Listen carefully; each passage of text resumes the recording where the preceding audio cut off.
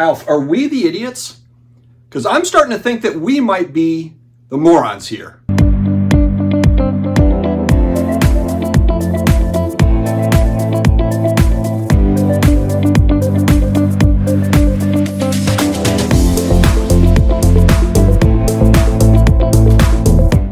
What's going on, Collectibles family? It is another day.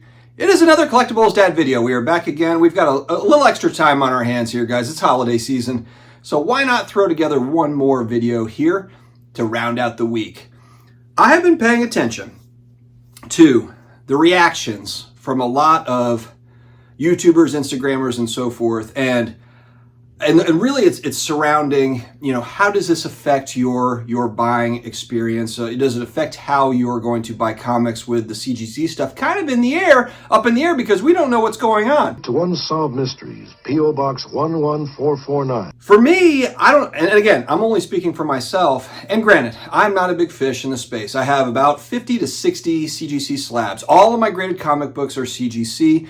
Probably totaling anywhere from $15,000 to $20,000 in total. It's nothing crazy. I know a lot of the big YouTubers, that's like a drop in the bucket for them. That's laughable. Maybe I'm just a paranoid fool, but I don't want to make any more graded comic book purchases. And it's not even just CGC.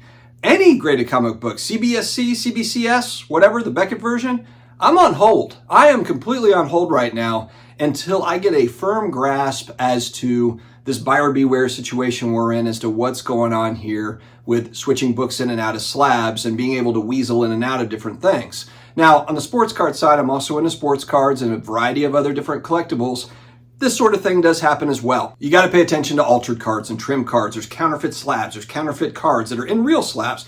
There's also real issues on the sports card side. Maybe I'm less hesitant to worry as much on the sports card side because there's so many different important cards. This might not be the best way to put it, but just the sheer volume of, in sports cards, you're dealing with all the different Hall of Famers, all the different sports.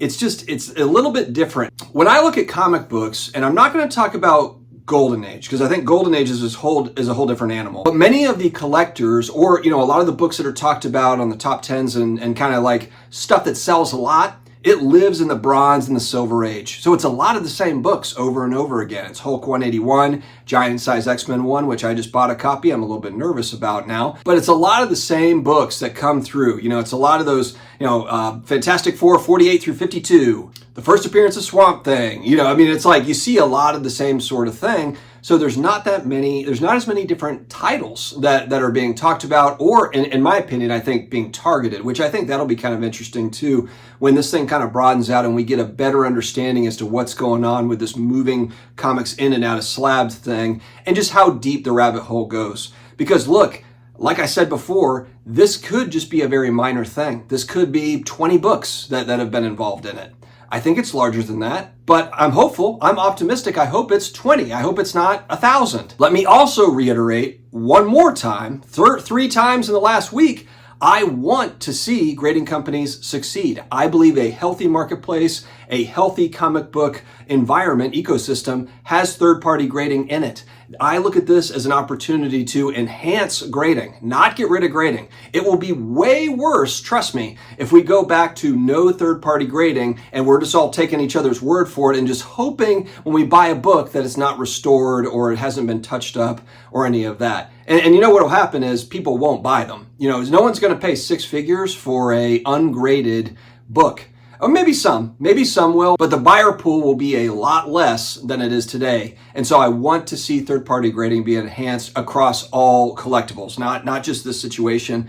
And that's why I just want to hear from CGC. I just want them to say, we're on top of this thing. And I know it's coming. I know it's going to happen. It's going to happen. I can feel it. I know that they're going to do it because I just don't see any other way around it. There is absolutely no way that this thing could be ignored. There's no way. And so yeah, maybe me and Alf are the crazy ones and we're just going to hold off on buying graded comic books right now. But maybe we're the only ones, because when I look around, I just see a lot of people that make content where it's just kind of like business as usual. It's like, wow.